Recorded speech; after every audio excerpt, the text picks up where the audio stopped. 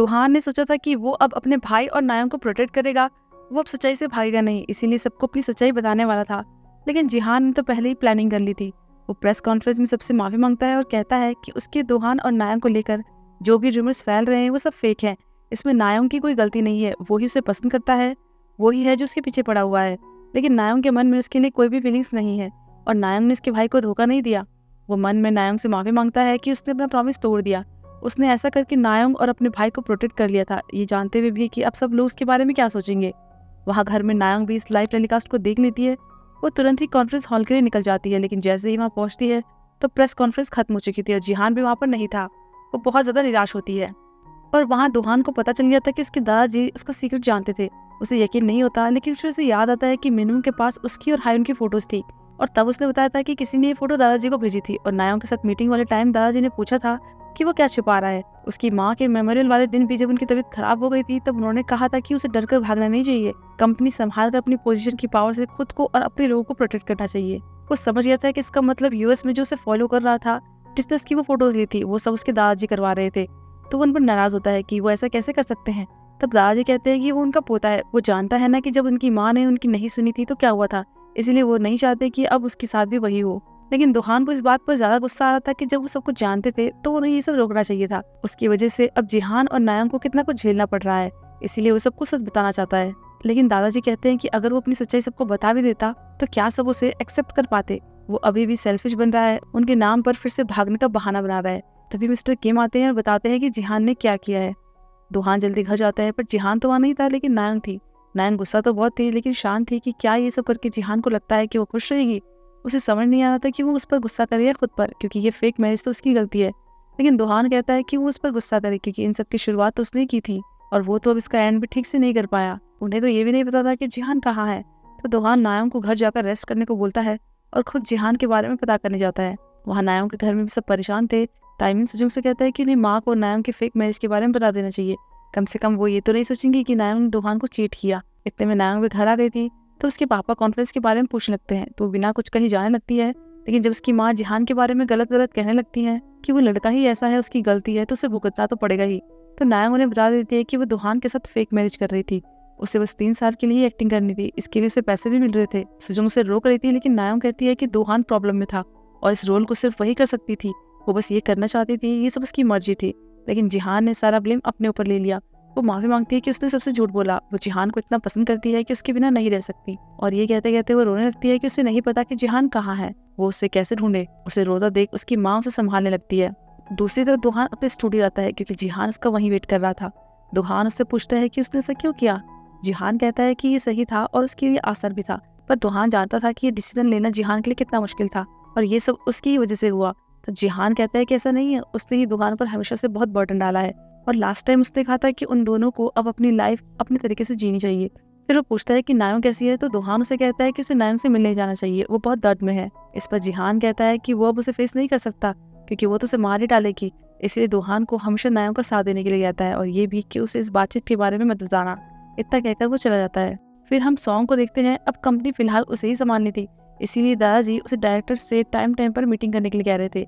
तो वो कहती है कि वो सबका ध्यान रखेगी और अगर कुछ गड़बड़ होती भी है तो उसके पास एक कार्ड बचा है जिसका वो जरूरत पड़ने पर इस्तेमाल कर सकती है। इसके बाद वो एक पेन ड्राइव में कोई वीडियो देखती है जो उसने दादाजी के ऑफिस से चुराई थी। उस वीडियो को देखने के बाद वो बहुत ही ज्यादा हैरान हो जाती है। दूसरी तरफ जिया और जोंग ही युनतक से पूछ रहे थे कि जिहान कहाँ है, लेकिन उसे नहीं पता था। तो वो दोनों नायंग के लिए खाना लेकर जाते हैं और युनतक से कहते हैं कि तब तक वो कैफे को संभाले।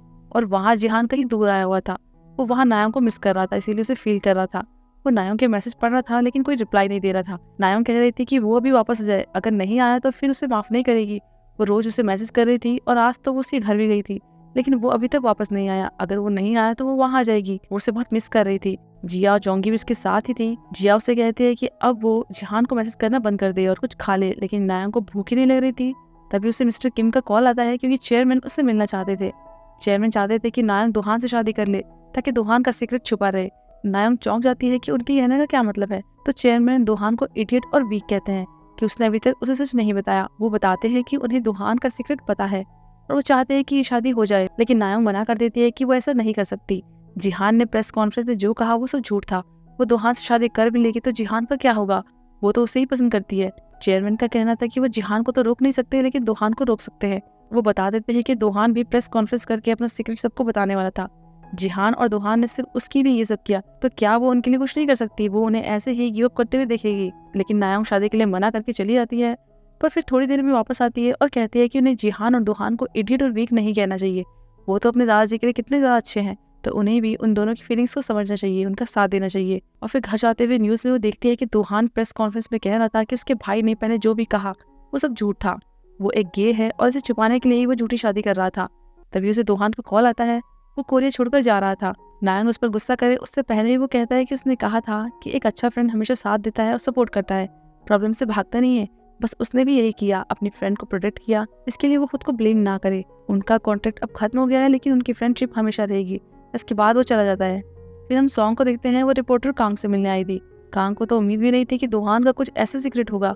सॉन्ग कहती है कि उसने उसे ये बात करने के लिए मैंने नहीं बुलाया, वो जानना चाहती है कि वो उसकी माँ के एक्सीडेंट का सीसीटीवी फुटेज क्यों चाहता है। तब कांग बताता है कि जब उसे पता चला कि उनकी माँ सुयुन कहाँ थी तो उसने उनको फॉलो किया।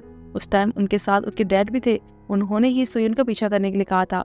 वो उन्हें पकड़ने के लिए पागल हो रहे थे। उस टाइम चेयरमैन ने फोन करके उन्हें सुयुन का पीछा करने के लिए मना भी किया था, लेकिन उस टाइम उनके डैड पर जुनून सवार था। चेयरमैन के मना करने पर भी वो रुके नहीं, क्योंकि अगर आज वो सुयुन को नहीं पकड़ पाए तो वो कहीं चली जाती। जैसे ही वो सुयुन की कार के क्लोज आते हैं तो वो खुद ही स्टीयरिंग पकड़ लेते हैं और उनसे टकराते हुए ही वो एक्सीडेंट हुआ था। कांग कहता है कि इसका सारा इल्जाम उसने अपने ऊपर ले लिया था, क्योंकि सीसीटीवी में बस वो ही दिख रहा था, लेकिन वहाँ एक और छुपा हुआ कैमरा भी था। उसके बारे में सिर्फ उसे और चेयरमैन को ही पता था और उसे यकीन है कि चेयरमैन को वो फुटेज मिल भी गई होगी। यहाँ हम देखते हैं कि चेयरमैन के पास वो फुटेज थी और उन्होंने उसमें सॉन्ग के डैड को देख भी लिया था। वो तब बहुत ज्यादा गुस्सा भी थे, लेकिन कांग को ये समझ नहीं आ रहा था कि सच जाने के बाद भी चेयरमैन चुप क्यों थे, उन्होंने किसी को कुछ बताया क्यों नहीं। ये जानने के बाद सॉन्ग बहुत ज्यादा टूट जाती है कि उसकी माँ की मौत के पीछे उसके डैड का हाथ है। वो रो रही थी, तभी उसके डैड का कॉल आता है तो वो फोन को जोर से फेंक देती है। दूसरी तरफ नायोंग चावन से मिलने जाती है। चावन तो खुद ही शॉक में थी, क्योंकि उसे कोई आइडिया नहीं था कि नायोंग नकली शादी कर रही थी। वो नायोंग से सॉरी कहती है क्योंकि उसने उसे बहुत गलत समझा था और पूछती है कि उसने ये सब क्यों किया। नायोंग को अब बहुत ही रिग्रेट फील हो रहा था और वो चावन से मिलने भी इसीलिए आई थी कि शायद उसे पता हो कि जिहान कहाँ है। वो जिहान से मिलकर अब उसे अपनी लाइफ से जाने देना चाहती थी। उन दोनों ने प्रॉमिस किया था कि वो इस रिश्ते को आखिरी तक निभाएंगे, लेकिन शायद अब वो आखिरी टाइम भी आ गया है, इसीलिए बस लास्ट टाइम वो जिहान से मिलना चाहती थी। तो चावन कहती है कि उसे नहीं पता जिहान कहाँ है, क्योंकि जब वो अपसेट होता था तो वो अकेले ही रहता था और जिहान के बारे में तो उसे ज्यादा पता होना चाहिए, क्योंकि वो उसके साथ ही कंफर्ट फील करता था। दूसरी तरफ सेजिन और मिनमुंग बातें कर रहे होते हैं कि उन्हें क्या करना चाहिए। सेजिन का कहना था कि उन्हें डैड और सॉन्ग का साइड लेना चाहिए, लेकिन मिनमुंग मना करता है, क्योंकि उसका मानना था कि उन दोनों का कोई भरोसा नहीं है कब अलग हो जाए और उन्हें इन सब के बारे में अब ज्यादा नहीं सोचना चाहिए। फिर हम जिहान को देखते हैं, वो उसी जगह आया हुआ था जहाँ एक बार वो नायोंग के साथ आया था। तब नायोंग ने कहा था कि उसे ये जगह बहुत पसंद है। वो नायोंग के बारे में सोच ही रहा होता है कि वो सच में आ जाती है, क्योंकि नायोंग को लग गया था कि जिहान यहीं होगा। नायोंग उससे पूछती है कि वो कैसा है और यहाँ पर क्या करता है। तब वो कहता है कि वो चलता है सोता है, चलता है सोता है, बस यही करता रहता है। तब नायोंग कहती है कि वो भी ऐसा ही करती है। फिर वो बताने लगती है कि वो यहाँ इसलिए आई है, लेकिन जिहान कहता है कि पहले उन्हें कुछ खा लेना चाहिए, वो बातें बाद में कर लेंगे। इसलिए वो पहले खाना खाते हैं, फिर वॉक करने जाते हैं। बाद में जिहान फुलझड़ी लाता है। वो बस किसी तरह से टाइम रोकना चाहता था ताकि वो नायोंग के साथ थोड़ा और देर रुक सके, लेकिन थोड़ी देर में सारी फुलझड़ियाँ खत्म हो जाती है, तो उनके पास बात करने के अलावा अब कुछ नहीं बचा था। नायोंग जिहान से कहती है कि जब वो चला गया था तो वो बहुत गुस्सा थी। वो चाहता था कि उसके जाने के बाद वो स्माइल करे, लेकिन वो तो सोच रही थी कि वो अपनी लाइफ और भी बेकार कर दे। वो इतना रोए कि उसकी आंखें सूज जाए, आवाज खराब हो जाए, लेकिन अब वो इसे रोकना चाहती है। अगर अब वो फिर से साथ आएंगे तो दोनों को बहुत ही दुख होगा। और दोहान ने कहा था कि सारी गलती उसकी है, लेकिन असल में इन दोनों की गलती है, इसीलिए अब वो रिलेशनशिप में नहीं आ सकते। और फिर उसे गुड बाय करके ये कहकर चली जाती है कि वो उसे बहुत पसंद करती है। बुरा तो जिहान को भी लग रहा था, लेकिन वो भी यही चाहता था। फिर हम एक साल बाद का सीन देखते हैं। जिहान अपनी माँ के मेमोरियल प्लेस पर आया हुआ था, वहाँ उसके दादाजी भी थे। अपनी बेटी से मिलने के बाद वो जिहान से पूछते हैं कि वो कैसा है और दोहान यहाँ अपनी माँ से मिलने क्यों नहीं आया। तब जिहान कहता है कि शायद वो उनका सामना नहीं कर सकता और उसने दोहान और नायोंग के बारे में भी सुना था। वो तो सब कुछ सही करना चाहता था, लेकिन उससे गलती कहाँ हुई। उसने बहुत सोचा तो उसे समझ आया कि गलती उस दिन हुई थी जब उसकी वजह से उसकी माँ का एक्सीडेंट हुआ था। अगर वो सब नहीं होता तो आज वो और दोहान एक नॉर्मल लाइफ जी रहे होते। तब दादाजी उसे कहते हैं कि इसमें उसकी कोई भी गलती नहीं है। फ्लैशबैक में हम देखते हैं कि एक्सीडेंट के बाद जब दादाजी वहाँ पहुंचे थे तो वो सुयुन को बचाने जाते हैं, लेकिन वो बताती है कि जिहान भी कार के अंदर ही है और उसे पहले बचाने को कहती है। वो जब जिहान को लेकर जा रहे थे तो अचानक से कार में ब्लास्ट हो गया था और सुयुन की मौत हो गई थी। वो जिहान से माफी मांगते हैं कि सारी गलती उनकी ही थी। वो हर रोज रिग्रेट करते हैं, लेकिन उन्हें इस बात की खुशी है कि उस दिन उन्होंने जिहान को बचाया, और अगर वो टाइम में पीछे भी जाते तो भी ऐसा ही करते, क्योंकि उनकी माँ यही चाहती थी। उन्होंने अपनी पूरी लाइफ उसे इग्नोर किया, उसे अकेला छोड़ दिया क्योंकि वो उसे फेस नहीं कर पाए थे। उसे देखकर उन्हें अपनी बेटी की याद आती थी और अपनी गलती भी। फिर वो कहते हैं कि ये सब जानने के बाद अगर वो उन्हें नहीं भी देखना चाहेगा तो कोई बात नहीं, वो उस दर्द को बस अपने तक रखेंगे। ये कहकर वो चले जाते हैं।